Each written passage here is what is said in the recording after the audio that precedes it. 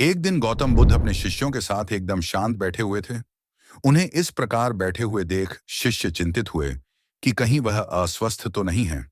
एक शिष्य ने उनसे पूछा कि आज वह मौन क्यों बैठे हैं, क्या शिष्यों से कोई गलती हो गई है। इसी बीच एक अन्य शिष्य ने पूछा कि क्या वह अस्वस्थ हैं, पर बुद्ध मौन रहे।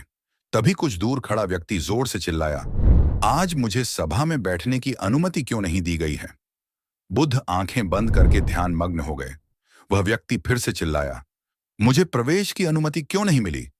इसी बीच एक उदार शिष्य ने उसका पक्ष लेते हुए कहा कि उसे सभा में आने की अनुमति प्रदान की जाए।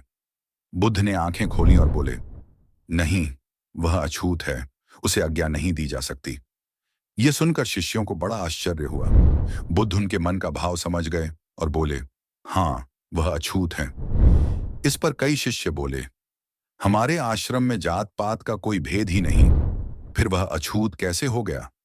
तब बुद्ध ने समझाया, आज वह क्रोधित होकर आया है।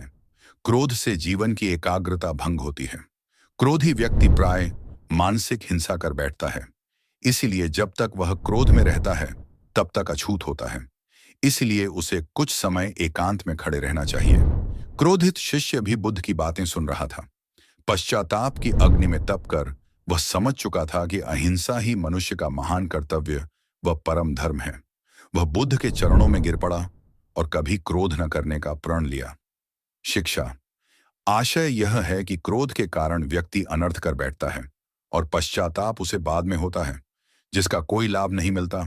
इसलिए हमें क्रोध नहीं करना चाहिए। असल मायने में क्रोधित व्यक्ति अछूत हो जाता है और उसे अकेला छोड़ देना चाहिए। क्रोध करने से तन, मन और धन तीनों की हानि होती है।